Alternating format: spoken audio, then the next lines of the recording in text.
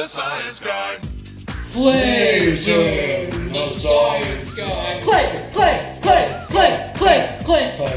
the science guy.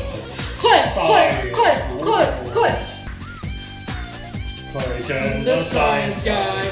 Clayton the pirate guy. Welcome, fellow future scientists. Today we're going to be talking about chemical bonding. But first, a word from our sponsor. Are we live?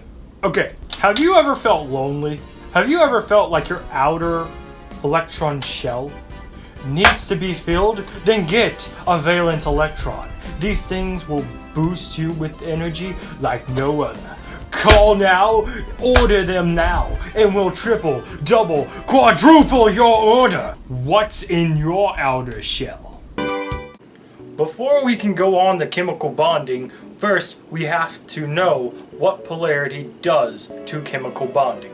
Now, polarity is the positive or negative charge of an atom. Now let's take a look at this periodic table. As we can see, the groups up above the periodic table have numbers. Now, those numbers tell you how many valence electrons are in each element down below. Now, let's see what an ionic bond would look like.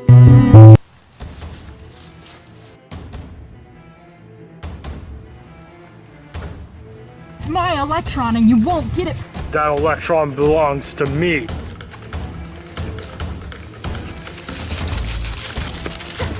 Now the valence electron is mine. So what we just saw is basically fluoride taking a valence electron from sodium, which also is known as ionic bonding. Now that we understand ionic bonding, let's look at Covalent bonding.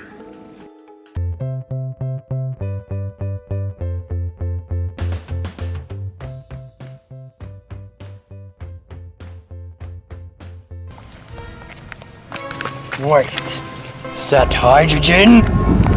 Hydrogen! Hydrogen! There can only be one.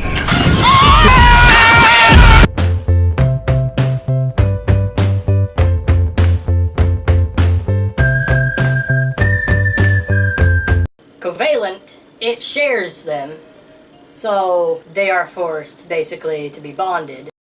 Well, basically what we just saw is ionic bonds take from each other, while the covalent, it shares them.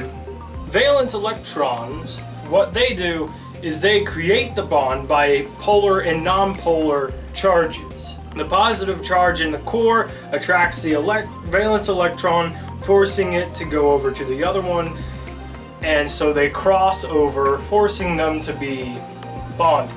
I hope you've enjoyed our content. If so, subscribe and hit that notification bell. We will see you once we make another video. Goodbye. I mean it, goodbye.